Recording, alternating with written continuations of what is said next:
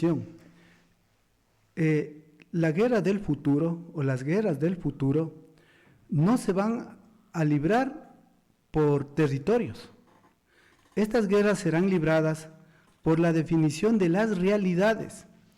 Y la realidad en el Ecuador, en la región y en el mundo son el aumento o el incremento del crimen organizado internacional y de las economías ilegales. Frente a eso, ¿por qué les hago esta reflexión? Porque nosotros tenemos que entender que lo que está pasando en el país no es un tema solamente interno, sino que tiene que ver mucho con la geopolítica criminal regional y mundial. Recordemos, entonces, particularmente llevando a este tema, tenemos que recordar que el Ecuador solo no va a poder librar esta gran guerra, sino necesita urgente la cooperación internacional y esa cooperación se implica la presencia de personal no solamente militar, sino de otras agencias internacionales en el país para librar y que nos apoyen a librar esta guerra con tecnología, con información y con gente incluso altamente capacitada, tendremos que hacerlo. Recordemos que la Asamblea Nacional aprobó el pasado 3 de junio del 2025 una reforma parcial al artículo 5 de la Constitución, donde se prohibía la instalación de bases militares propiamente extranjeras en territorio ecuatoriano. Esta aprobación fue hecha por la gran mayoría de la Asamblea Nacional y lo que se tendría que ser ratificada a través de un referéndum para que quede lógicamente ya establecida este cambio en la Constitución, en el cual prácticamente quedaría el artículo 5 como, abro comillas, Ecuador es un territorio de paz. Es capcioso ese numeral y sobre todo su redacción cuando dice es un territorio de paz. Cualquiera que lo oye dice, pues sí, queremos paz, entonces, se daba a entender como que permitir la instalación el asentamiento de una base militar en el Ecuador es como traer la guerra. Porque dice, no, nosotros somos de paz, no queremos bases militares. Así más o menos está redactado este artículo 5 de la Constitución. Sí, recordemos quién hizo ese artículo, quién redactó y cómo se lo hizo y bajo qué condiciones. Sí.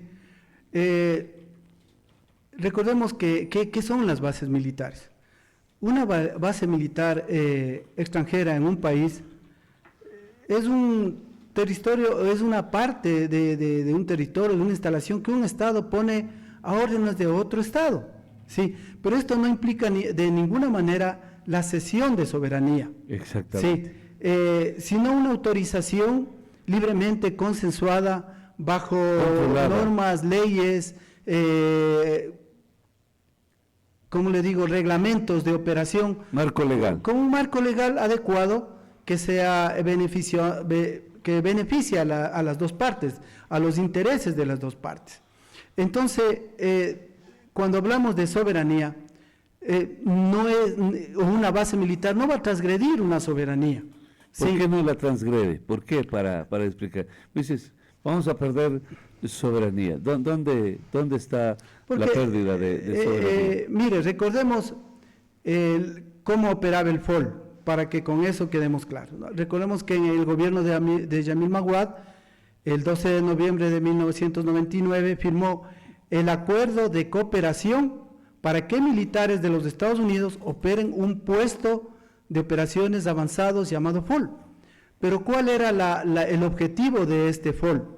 Este FOL no era más que un puesto para dar sostenimiento operacional y logístico a dos naves, que eran el Aguat y el Orión P3, que son naves de alta tecnología, aeronaves, de alta tecnología, que permitían obtener información, especialmente de toda la parte norte de América del Sur. En ese tiempo recordemos que era el auge de las guerrillas de las FARC y de las narcoguerrillas colombianas que estaban tratando de tomar el poder incluso en Colombia. Entonces, esa era la forma de controlar, de ver estas actividades. No solamente era para el Ecuador, sino era para todo el norte y gran parte de América del Sur. Entonces, este FOL más o menos tenía unas 250 personas, que no todos eran militares. Los que conocimos del FOL, pudimos ver la tecnología que tenían ahí, con cámaras, con donde hacían la videovigilancia, y de a ellos les permitía dar la información, porque así estaba el acuerdo. Cuando salía una aeronave de Estados Unidos, tenía que ir un personal militar, incluso ecuatoriano, en esas aeronaves, o en algún buque que podía, para hacer la interdicción. Esta información le servía a la Fuerza Aérea Ecuatoriana para la interdicción de naves y aeronaves que circulaban o que iban por el territorio nacional con los propósitos de realizar el contrabando o el narcotráfico, especialmente que venían de Colombia y de México. Ese es un FOL. Diferentes son las bases militares. Bases militares, hay tres tipos de bases militares. La una son bases militares operacionales, como los Estados Unidos tienen en Japón, tienen en Alemania, en algunos países, en Kuwait. Son bases gigantescas, grandes, permanentes. Las otras son bases logísticas, donde almacenan pertrechos militares, abastecimientos de todo tipo, para ser desplegado a los escenarios, sean de conflicto o donde se encuentran sus fuerzas militares, porque recordemos que ellos dominan prácticamente muchas partes del mundo y no pueden estar yendo desde Estados Unidos hasta traer toda su logística. Y las otras bases militares, que son más permanentes también, son las bases de entrenamiento, donde se entrenan militares de los Estados Unidos. En Colombia existía, especialmente en la base de Tolemaida, donde iban personal militar estadounidense, tenían sus instalaciones también, conjuntamente con el ejército colombiano, para realizar operaciones y entrenamiento. Entonces, básicamente esas son las diferencias, si son bases militares. Ahora, en la pregunta que nos están haciendo, si se elimina, porque ya estaríamos ratificando lo que la Asamblea aprobó el pasado 23 de junio, ratificando a través de este referéndum, ¿qué es lo que se quiere tener? ¿Sí? Entonces aquí tendríamos que definir en un marco conceptual, en un marco legal, con las realidades nacionales, ¿sí? ¿Qué es lo que queremos tener? Una base militar operacional, tenemos un FOL, ¿sí? O que serían las dos muestras. Y no solamente, como yo le digo, doctor, con personal militar, porque recuerda que vino Christine Owen, que es la secretaria de Estado del Departamento de Homeland Security de los Estados Unidos. Entonces, ahí no solamente es un tema militar, sino vienen otras agencias de cooperación incluso, porque como hemos hablado, para desarrollar todas estas actividades, el concepto tiene que ser la integralidad, incluso la cooperación en aspectos sociales, en aspectos de infraestructura, en aspectos de apoyo a la comunidad. ¿Dónde se sentarían estas bases? Sí, está definido que podrían ser en Salinas o en Santa Elena, o las dos, y además también se está proponiendo una que debe ser también amazónica, con la cooperación de Brasil, sí, porque las rutas del narcotráfico han cambiado. En el último informe del Observatorio Internacional del Crimen Organizado, nos habla de esa mutación y esa transformación que van teniendo el crimen organizado internacional. Y ellos hablan que la velocidad con la que ellos hacen sus cambios y la flexibilidad que lo hacen, ¿sí? para manejar todas estas economías ilegales es mucho más rápida que el Estado. Los Estados, justo, mire, estamos discutiendo recién si queremos o no queremos. Después discutiremos un marco legal, mientras estas economías ya están ahí, están mutando. Mire, aquí solo miremos lo que ha pasado últimamente, del contrabando, del narcotráfico, de cocaínas y sustancias sujetas a fiscalización, están mutando hacia la minería ilegal, sí, porque les da mayor rentabilidad.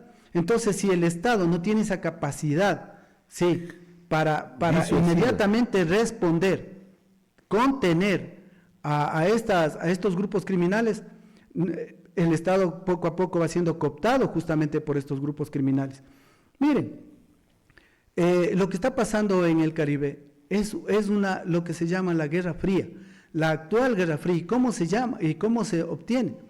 A la final es la consecución de los objetivos geopolíticos y estratégicos, ¿no es cierto? A través de una presión militar, de una presión económica, se va asfixiando, en este caso a Venezuela, que se ha constituido prácticamente en una estructura política de gobierno donde protege las actividades criminales internacionales, porque ya es una forma de gobierno a través del petróleo ilegal, a través del oro ilegal, a través de dar facilidades para el contrabando de cocaína, sí, que esto se ha vuelto ya una forma de gobierno y una forma de obtener recursos de ese país. Entonces, frente a eso, el efecto que está causando en sociedades de Estados Unidos, de Europa y de algunas partes del mundo es grande. Entonces, cuando hablamos justamente de soberanía, sí, la soberanía va mutando, va cambiando de semántica, ¿no es cierto? Para regímenes como el venezolano, es el derecho a gobernar sin rendir cuentas a nadie. Ese es el concepto de soberanía, no rinde cuentas a nadie, ni siquiera a la comunidad internacional. Pero mientras tanto, para los países democráticos, los países de Occidente, la soberanía viene a ser un concepto, el de no convertir a un Estado en un cartel. Porque las guerras, como yo le estoy diciendo en el futuro, serán contra organizaciones criminales. Sí. Bueno, ¿y eso? Mire lo que acaba de pasar en Brasil. Sí, nos asustamos por los efectos, la cantidad de fallecidos y todo eso. Pero es justamente ese tema.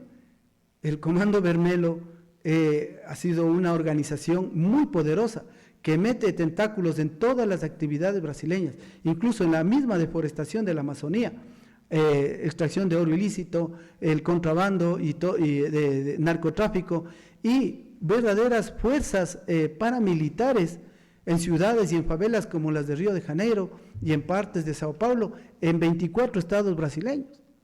Entonces, si el Estado no actúa, ¿dónde vamos a llegar? En el caso de nuestro país, es necesario, creo yo, es necesario la cooperación internacional, porque el presupuesto ya nos da más para invertir solamente en seguridad. Tendríamos que olvidarnos de todo, de los otros rubros del presupuesto general para dedicarnos solamente a un tema de seguridad.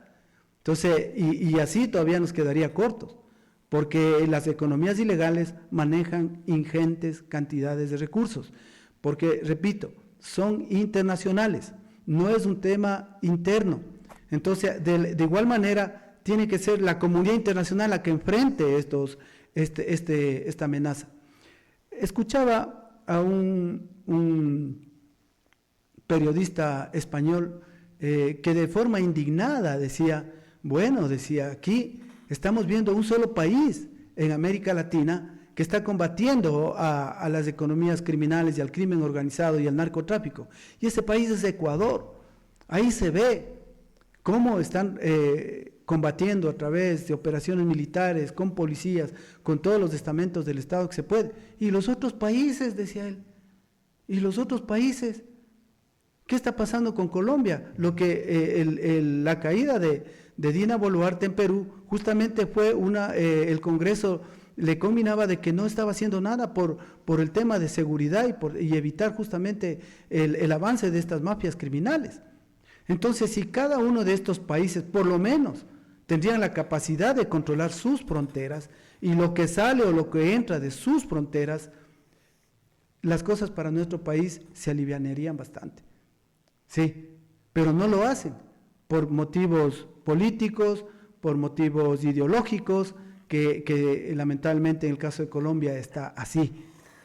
Dese cuenta cómo ha ido este momento en el último informe de UNLEA, no están hablando de 250.000 hectáreas y va en subida de sembríos de coca en el gobierno de Petro. Esto quiere decir que ellos tienen capacidad de producir entre 2.500 a 3.000 toneladas de cocaína, de las cuales el 70% se producen en departamentos de Nariño, Putumayo, que son fronteras con Ecuador. Esa es la incidencia. Entonces, ¿cómo podemos hablar de soberanía si nosotros estamos siendo vulnerados por otros países que no están haciendo mayor cosa para evitar este flagelo internacional? La defensa de la soberanía es una manipulación política. Totalmente. ¿Sí? Mire, y no vamos lejos, ya en septiembre y octubre del 2023, en el gobierno de Guillermo Lasso ya se firmaron unos convenios con los Estados Unidos, unos acuerdos de cooperación bilateral. Era el acuerdo relativo de operaciones contra actividades marítimas transnacionales ilícitas y el acuerdo relativo al Estatuto de Fuerzas Armadas. Esos dos acuerdos nos han permitido, por ejemplo, la última captura de aproximadamente 13 toneladas. 13 toneladas con un costo entre 100 y 140 millones de dólares. Sí, con cooperación de la Guardia Costera. Hace unas semanas también pasó lo mismo. Cooperación claro, interoperabilidad, en Panamá, Guardia Costera de español, Estados Unidos y la Armada del Ecuador. Entonces, si eso no ocurre, estamos dejando paso libre. Mire, ¿por qué es importante esto? Porque a veces las capacidades de los estados son vulneradas. ¿Y por qué son vulneradas? Porque las mafias internacionales actúan por redes y a ellos no les importa fronteras. Están interconectados, operan así. Entonces, integrados. Claro. Entonces, porque ellos tienen otros objetivos. Entonces, si nosotros no tenemos igual, los estados, no cooperamos entre los estados y no actuamos en forma coordinada, sincronizada, las mafias nos van a ganar esta guerra. Claro, y cuando le decía coronel integrado, tienen que ser medidas también disuasivas, de control, todas tienen que ser integradas, articuladas, ¿no? Así es. Por ejemplo, la nueva cárcel del Encuentro. Yo no sé cuánto eso puede intimidar a estas mafias, porque le pregunto eso y ojalá podamos hacer una analogía con lo que ocurre en El Salvador. Por ejemplo, con la cárcel que tienen ellos, ¿cómo se llama esta tan famosa en el mundo? El SECOV. El SECOV y ahora acá la del Encuentro, que ya están sonando en el mundo entero, como las cárceles que controlan y meten ahí a los corruptos y a los narcotraficantes. Entonces, yo le pregunto, o sea, no sé si esas son medidas que están integradas o solo son paliativos. Mire, todo tiene que ser integral. Si no se actúa con integralidad, siempre va a haber un saco roto por donde se van las cosas. Claro. Entonces, yo creo que con la cárcel del Encuentro, una cárcel moderna, no la conozco, pero sé las características, que donde se va a tener mayor, especialmente garantía de la seguridad, más que todo, y garantía de que los que están adentro no estén con celulares, no estén desde ahí ordenando a sus súbditos como un puesto de mando, como ocurre en las otras cárceles. La penitenciaría del Litoral es una cárcel muy antigua con una estructura sumamente compleja, incluso para el control, porque hay recovecos, hay como cuevas, usted no tiene idea. Una vez que yo logré entrar allá por el control que hacíamos cuando estaba comandante de la Brigada Guayas, yo realmente me quedé sorprendido y cómo se controla esto. Sí, claro. Entonces no es una cárcel moderna en ese sentido. Entonces por eso es lo que ha ocurrido. Y así casi todas las cárceles del país, a excepción de la de Cotopaxi y la de Turi, que son cárceles más nuevas. Pero pese a todo se ha perdido. el control de esas cárceles. Entonces, con este por el sistema hacinamiento penitenciario, también, por el supuesto, hacinamiento. y la corrupción, sí, porque no deja de haber una corrupción ahí. Por eso es lo que siempre he dicho, de que este tema de los guías penitenciarios debe también profesionalizarse, debe ser una especie de carrera profesional, como son las gendarmerías, como hay en Argentina, en Chile, en Uruguay, en Brasil, donde el control lo realiza un cuerpo de gendarmería, pero estructurado, ¿Y de con mandos. y de servicios pasivos? No, gendarmería Los que sí, controlan sí, fundamentalmente. Gendarmería argentina incluso tiene coroneles, hasta se permiten mandar agregados militares como parte de las agregadurías militares, o sea, pero sí, pero sí, yo según entendí son procesos, ¿no? O todo sea, es un proceso de quienes van a formación. administrar ahí, los están convocando a militares, policías en servicio pasivo para que se hagan el cargo del control in situ y luego pues esta articulación va a que más adelante están, digamos, ¿cómo les llaman? Anillos de seguridad. Anillos de seguridad, sí. Entonces están los policías en servicio activo y en principio están militares en servicio activo. Más o menos por ahí dice, militares en servicio activo, policías en servicio activo y luego ya en el lugar policías y militares en servicio pasivo. Por ahí va la idea. La idea es esa, pero yo creo que se debe fortalecer el profesionalismo y ni siquiera hasta cambiarles de nombre. Debería ser igual un cuerpo de gendarmería, como parte, como una fuerza auxiliar, sea de las Fuerzas Armadas o de la policía. O sea, en estas estructuras del Estado que se quiere cambiar, se deben ir considerando este tipo de cosas para modernizar incluso la gestión de los centros de rehabilitación social. Sí, porque ahí no solamente es un tema de control, sino que también tiene que haber los programas de rehabilitación y además las cárceles tienen que ser definidas por niveles. No se puede mezclar a todos en una misma cárcel. Sí, los niveles de peligrosidad deben irse dando. Sí, y ahí imagínense que alguien por infracciones de tránsito va a parar en una cárcel donde está gente muy peligrosa y sale en una funda plástica. Claro, entonces, todas esas cosas se tienen que definir, tienen que hacerse. Yo creo que se está trabajando en estos modelos de gestión para mejorar esta capacidad. Pero, como hemos repetido algunas veces, el Estado tiene que actuar en forma integral. Y rápido. Este momento seguimos con el saco roto de la seguridad del país, es la función judicial que nos queda debiendo mucho, porque todavía hay fallos donde se protege al delincuente, a las mafias, y donde se deja libre a gente que con pruebas entrega a la policía, entrega a las Fuerzas Armadas para que sean judicializados. Y se basan en que le faltó posiblemente un punto, le faltó una coma, aquí quiere decir una cosa, en cualquier informe, en ese tipo de trampas. Encuentran un pretexto. Para liberar a esa gente. Entonces, atrás de esto hay muchos intereses y como yo le decía, doctor, en esta pregunta del referéndum, atrás hay muchos intereses. ¿A quién nos conviene y a quién no les conviene? Que exista la cooperación militar con presencia, porque cooperación militar hay de diferente forma. Sí, puede ser a través de recursos, puede ser a través de materiales, de tecnología, incluso de asesores, sí, pero aquí podría ser algo más integral, que ya no solamente sea eso, sino también con un personal especializado. Claro. Sí.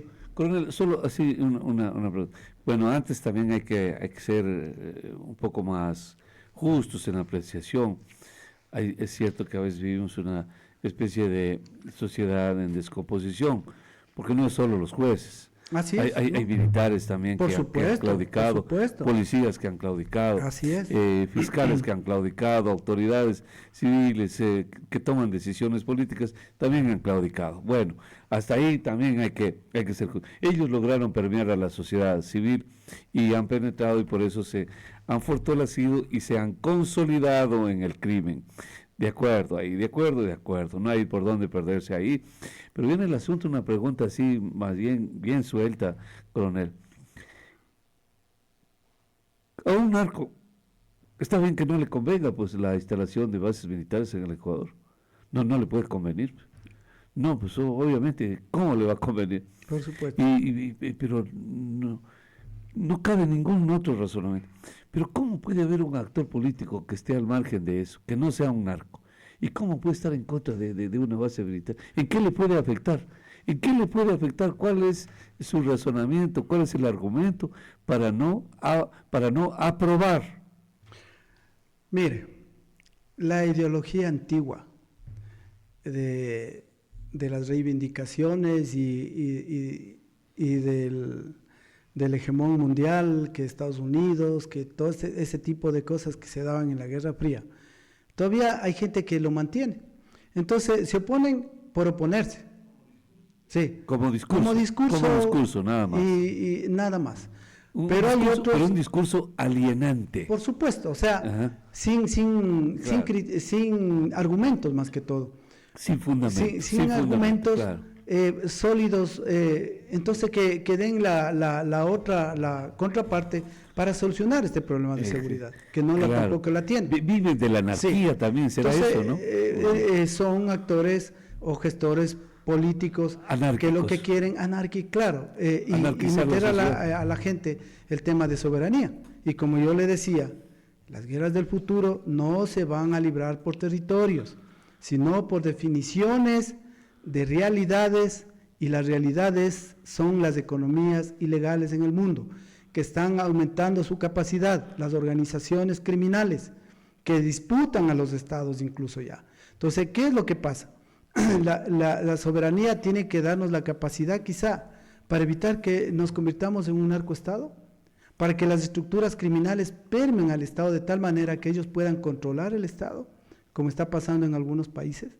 ¿Sí? Entonces, mire, y el otro tema es el interés, porque atrás de esto que se oponen, en otros casos, hay alguien que les está posiblemente hasta financiando para que ellos se opongan al tema de las bases militares. Claro. Y ese alguien serán justamente estos actores criminales, actores claro. que no quieren. Porque es tan fuerte la penetración de estas organizaciones criminales en las estructuras del Estado, en las estructuras políticas. Claro. Entonces, políticas. Es una forma de no querer. Acuérdese cuando el tema de la extradición en Colombia, en el caso de Pablo Escobar. Ellos tuvieron la capacidad incluso de bajar un avión de Avianca, donde iban jueces y todo, que iban a aprobar la extradición de los capos de los cárteles de la droga de Colombia. Claro. Y presionaron al Estado para que eso no ocurra. ¿Y cómo se unieron en una ellos? votación, claro, votaron contra esto, y para ellos era un triunfo. Entonces, claro. Solo mire eso y es lo que pasa acá en y haberles visto cómo se unieron los cárteles que eran archienemigos. Así es. Eran archienemigos, pero luego se unieron. Es que a eso voy, era para disputarle al Estado. Y en el país estamos en eso. Así. Le estamos disputando al Estado su capacidad para devolvernos la seguridad. Claro. Entonces, estas estructuras criminales no quieren que se tomen medidas, que se hagan normas, que se hagan leyes. Y ahí se ve la penetración en ciertas instituciones, como usted lo ha descrito, donde se va evitando de que esas medidas se lleguen a concretar. Y una de esas es la instalación de bases militares. Claro, no. Porque mire, el 2009, cuando el expresidente Correa ya no ratificó el convenio, este acuerdo de cooperación con los Estados Unidos, dejamos la puerta abierta para claro. que las aeronaves, especialmente de los carteles mexicanos, vayan y vengan, porque nosotros no tenemos la capacidad esa capacidad de detección. Exacto. Sí, entonces no teníamos no pudimos reemplazar la tecnología. Imagínate qué país se puede dar el lujo de reemplazar la tecnología de un AWACS o de un P3 Orión, que son tecnologías sumamente avanzadas y complejas. Y costosas. Y totalmente costosas. Claro. Y además la capacidad de interdicción. Claro. Entonces ahí es donde comienza el declive y comienza prácticamente con esa acción, el crimen organizado debe haber hecho una fiesta tremenda. Coronel, ¿cómo será que tiene tanta razón usted para hablar? Lo que ocurrió en Uruapan, en México, ¿sí? que lo volaron la cabeza al alcalde y se la volaron la cabeza a la jefa de la policía con toda su patrulla. Les incendiaron el patrullero y les volaron la cabeza a todos. Pero lo más espectacular, impresionante, es que dicen ellos que están cabreados porque se ha roto el acuerdo que había con el gobierno nacional, para que nadie los tope. Así es. Y que estos se atrevieron a toparlos. Le encerraron a un capo, la policía municipal de Uruapan, les encerró un capo chiquito. Y entonces que aténganse a las consecuencias. Ustedes han irrumpido en medio de este acuerdo que teníamos con López Obrador, o sea, con el gobierno, de esta protección al narcotráfico, a los narcos. Y mire usted lo que usted dice, así serán las guerras. Así es. Y así es el predominio de esta gente sobre el Estado ecuatoriano. Estamos sobre el tiempo también, pero tiene derecho la persona que siempre espera cuando ya vamos a terminar. Por favor, abreviemos. Buenos días, le escuchamos. Adelante. Doctor Freddy, buenos días, y buenos días también a su invitado. Oiga, qué magistral intervención de su invitado.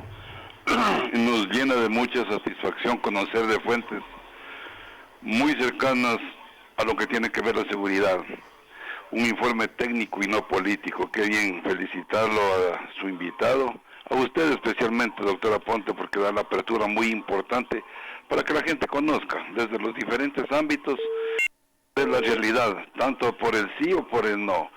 Yo considero, mi estimado doctor Freddy, ¿cómo no vamos a estar de acuerdo que nosotros queremos seguridad?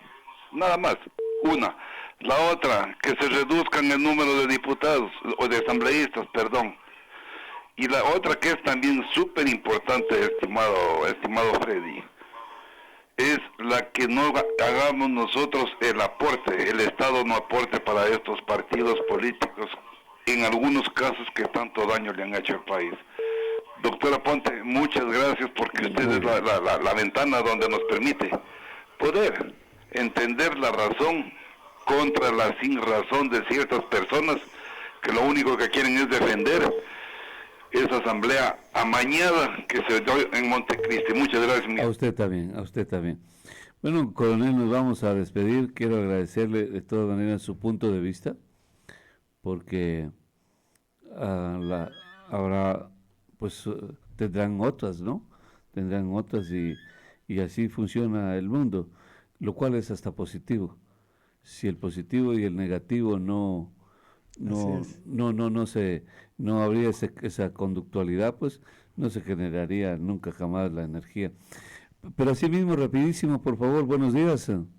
Máximo un minuto, doctora Ponte, porque no lo llamé más antes, por no interrumpirle justamente esa magistral explicación y esa entrevista, que en verdad no hay palabras para felicitarlo a usted, esa clase de gente que lleva, y al coronel, un hombre que sabe muchísimo y nos ha dado mucha lección a tanto Lojano, porque da pena de escuchar a muchos políticos, oiga, lo que hablan, cosas que no tienen nada que ver.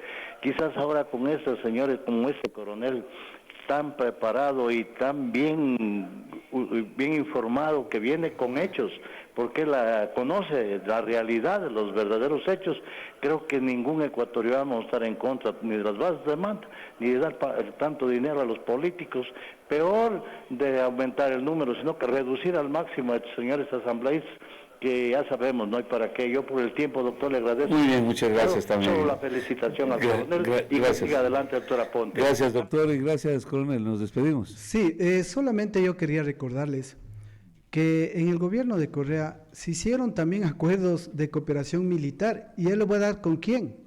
Se hicieron con Cuba el 22 de abril del 2009, con Venezuela el 22 de diciembre del 2010, y con Bielorrusia el 28 de junio del 2012.